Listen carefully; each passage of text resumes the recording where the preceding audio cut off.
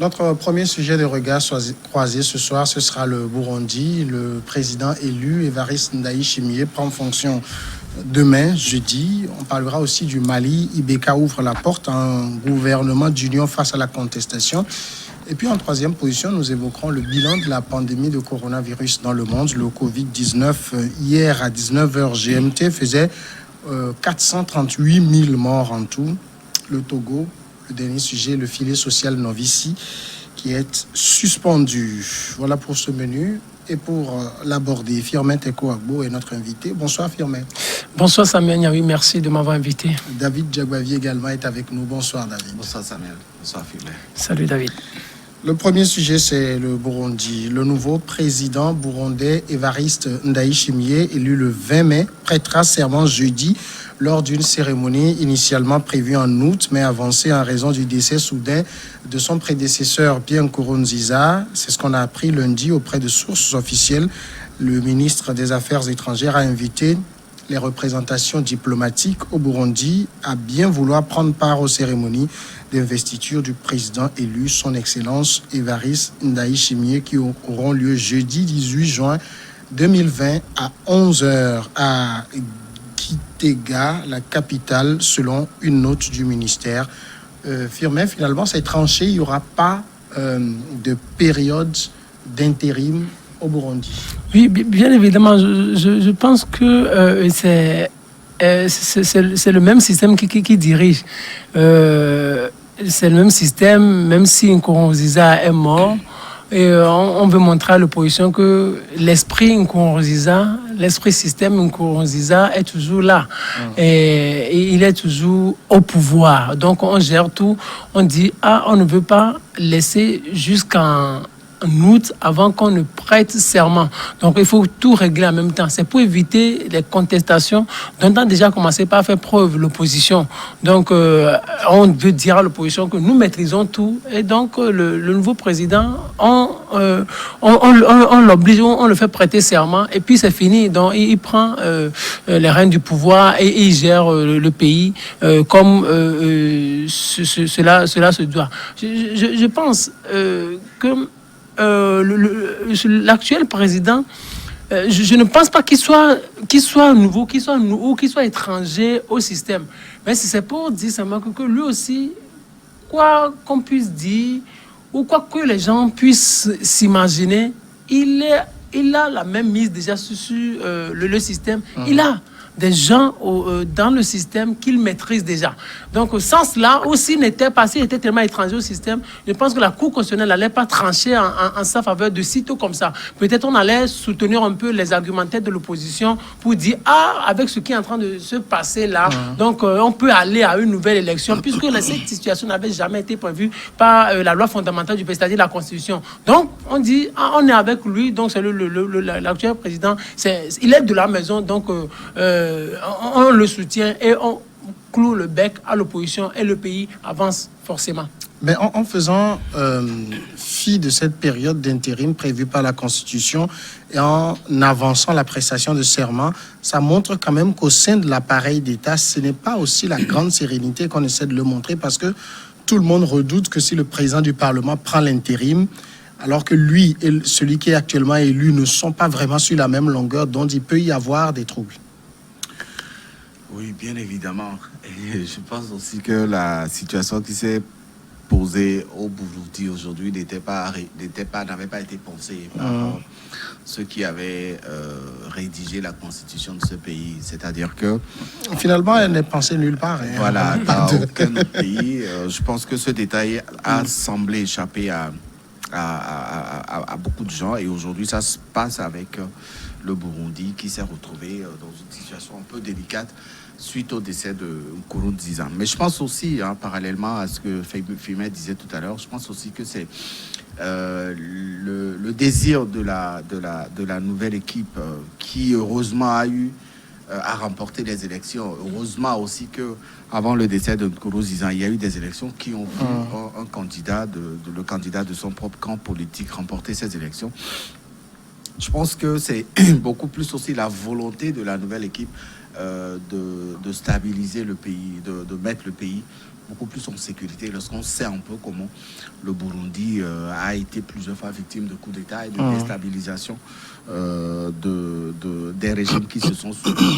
Et donc, il faut éviter le vide juridique qui n'était pas prévu par les rédacteurs de cette constitution. Et la solution qui a été trouvée, c'était de faire prêter serment au nouveau président qui respecte, pour moi, l'esprit même de cette constitution. Il y a eu un président qui a été élu.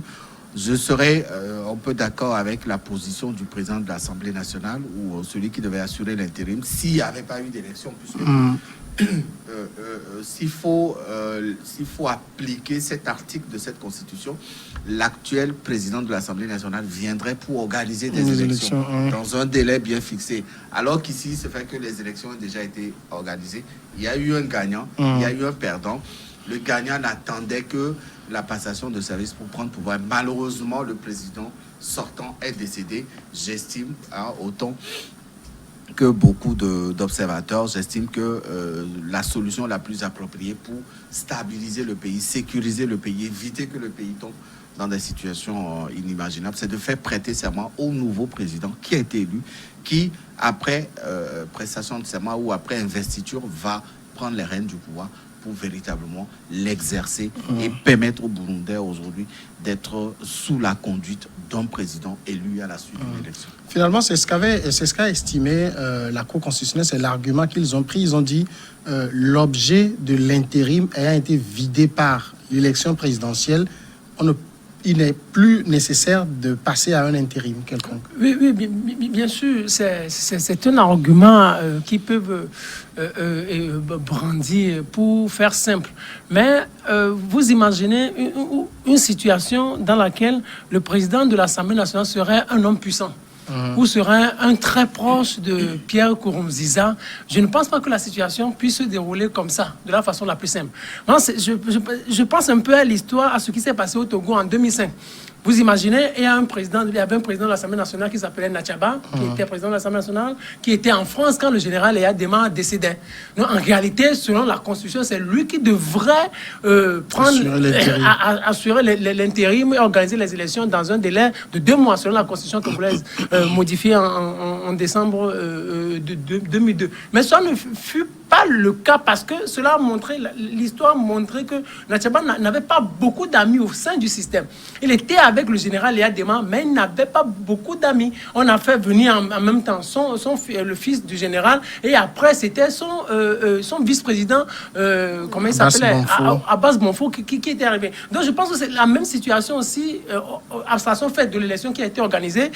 La même situation se pose au Burundi. Le système dans son ensemble, comme je le disais, l'esprit Nkurunziza est toujours là. Et l'esprit Nkurunziza, c'était quoi? C'était que le président sortant, il a choisi son candidat. Quoi qu'il puisse advenir, c'est le candidat choisi par le feu Nkurunziza qui doit assurer la succession. C'est lui qui doit succéder à Pierre Nkurunziza. Bien sûr, Ndani Chiye et le président du Parlement, ils ne s'entendent pas trop bien. Mais le choix a été porté sur Ndani Chiye, qui est le successeur, qui a été le candidat favori, le candidat chéri de Pierre Nkurunziza. Au-delà de tout, c'est le système, en fait. C'est le système. Dans un même système, il y a des gens qui s'aiment, il y a des gens qui s'aiment pas. Il y a des clans, finalement. Très bien. Il y a des clans. Ça, c'est posé au Togo. Mais on peut se féliciter d'une chose. Au Burundi, l'armée n'a pas pris le pouvoir. C'est une très bonne chose. Bon, sauf que celui qui a gagné est de l'armée. Donc c'est un général qui a gagné la présidentielle. C'est un général qui a gagné. Mais c'est-à-dire, le chef d'état-major ne s'est pas levé pour dire « Ah, nous constatons une certaine vacance et nous prenons le pouvoir. » Et ici, c'est la Cour constitutionnelle. C'est la Cour constitutionnelle. Or, il y a un historien en 2005 par rapport à l'histoire du Togo qui disait, c'était Atuti Agbobli, paix à son âme, qui est mort en 2008, qui disait que lui n'avait rien à reprocher à ce qui s'est passé au Togo. Le fait que l'armée ait pris le pouvoir au Togo, le fait que l'armée ait constaté la vacance du pouvoir et ait remis le pouvoir au fils du général Faure Gnassingbé, l'actuel président du Togo, lui n'avait rien à leur reprocher parce que la situation dans laquelle se trouvait le Togo à l'époque nécessitait cela. Il fallait juste calmer toutes les tensions, gérer la situation et organiser les élections dans une situation beaucoup plus paisible. Mais ici, la main n'a pas pris le pouvoir, je pense qu'on peut s'en féliciter pour dire bon vent au nouveau président, que la démocratie prévale dans ce nouveau règne-là. De toute façon, ce qui s'est fait au niveau du Burundi, le président, il est mort. C'est vrai que le jour où on a annoncé son décès, il y a eu un vent de panique qui a soufflé. Mais le lendemain, les activités ont repris. Finalement, on a comme l'impression que l'opposition, elle criait, mais elle n'avait personne sur qui s'appuyer pour faire la pression. Et donc, le pouvoir pouvait organiser aussi les choses comme il l'entendait. Bon, moi, personnellement, je ne crois pas que le pouvoir ait mélangé les choses. Hein. Il y a une situation qui s'est passée au Burundi. Et comme je le disais tout à l'heure, la différence, c'est qu'il y a eu des élections. L'opposition aurait pu manifester ou appeler à régulariser la situation si, avant le décès de Nkurunziza, il n'y avait pas d'élection. Là, on pourra constater la vacance de pouvoir. Aujourd'hui, il y a un président qui a été élu. Le président élu n'attendait que le mois d'août pour entrer en fonction, selon la constitution du Burundi. Et pendant l'attente, voilà que l'ancien président sortant est décédé. Alors, qu'est-ce qu'il faut faire? Les Burundais sont dans une situation d'état d'urgence. Qu'est-ce qu'il faut faire? Est-ce qu'il faut laisser le pays sans président jusqu'au mois d'août pour que l'actuel président puisse prêter serment et commencer à diriger? Non, pendant cette période, beaucoup de choses risqueraient de se passer. Le Burundi, c'est un pays très instable. On a vu les guerres civiles qui se sont succédées, tout ce qui s'est passé dans ce pays, les coups avec d'État, l'accord d'Arusha, voilà. qui a été signé. Donc c'est un pays très très sensible. Et là, il fallait trouver une solution. La solution qui a été trouvée, c'était celle de proposer de raccourcir ou d'écourter le délai qui séparait la prise de pouvoir du nouveau président, enfin les élections au délai de la prise de pouvoir du nouveau président. Et ça, c'est dans l'intérêt du pays. Alors aujourd'hui, l'opposition, c'est vrai que l'opposition burundaise avait réclamé, avait dénoncé les conditions d'organisation des élections. Elle avait parlé de fraude, etc. Massive. Tout le monde le sait, tout le monde sait qu'il y a eu des fraudes, tout le monde sait ce qui s'est passé au Burundi. Mais ça n'entache en rien l'annulation de cette élection. Il y a eu un président qui a été élu pour un nouveau mandat. Et je pense que ramener le délai de prestation de serment ou ramener le délai d'investiture du nouveau président n'arrange que l'ensemble des Burundais. Parce qu'il faut éviter, je pense que c'est mieux qu'on écoute ou qu'on ramène le délai d'investiture du nouveau président que de laisser la vacance de pouvoir. Tout moment, ça peut basculer. Et si ça bascule, c'est les Burundais qui seront les premiers à payer le pot casse, le lot tribut. Donc aujourd'hui, qu'il y a un président qui est arrivé, il va être intronisé demain. Et après, maintenant, on verra ce qu'il est capable de faire aussi. S'il ferait mieux que Nkurunziza ou s'il va suivre la ligne de Nkurunziza comme il avait promis. C'est les Burundais qui seront... David, je suis en partie d'accord avec vous, mais je ne suis pas trop d'accord, parce que quoi qu'on puisse dire, ce qui est en train de se passer viole la règle du droit, en fait. Parce que la prestation de serment, ça doit être en août. Oui, sauf que c'est ce que moi, quand j'ai examiné quand même la décision de la Cour constitutionnelle, je trouve qu'elle tient la route, dans la mesure où ils disent que si le président du Parlement prête serment, c'est principalement pour organiser des élections. C'est ce que dit la Constitution. Or, l'objet de cet intérim n'existe plus, puisque les élections ont déjà eu lieu. Donc, finalement, il prêtera serment pour finir le mandat de l'autre. Ça n'a pas de sens. Oui, mais c'est... Puisqu'il n'est pas prévu qu'il finisse le mandat de l'autre. Oui, c'est une interprétation qu'ils font, en fait. Ces juges constitutionnels, c'est une interprétation qu'ils font. Ils sont là pour ça, en fait. Même une interprétation qui viole la règle de droit. Parce que la prestation de serment, ça doit être faite en août. Et on prête serment en août, à la fin du mandat de l'autre. À la fin du mandat de l'autre. Sauf que l'autre n'est plus là dans son mandat. Maintenant, l'autre n'est plus là. Le nouveau président est là. Oui, mais il y a quelqu'un qui peut terminer le mandat de l'autre. C'est pas ce que la Constitution dit. Ou soit le président du Parlement vient, il termine son mandat. Qu'est-ce que je veux essayer de démontrer? C'est quoi? C'est que c'est un peu la fébrilité des opposants ou la fragilité des actions que mène souvent l'opposition. Ça me rappelle toujours encore, comme je l'ai évoqué dans la première partie de mon analyse, avec ce qui s'est passé au Togo. Par exemple, l'opposition au départ demandait le retour à la Constitution de 1992.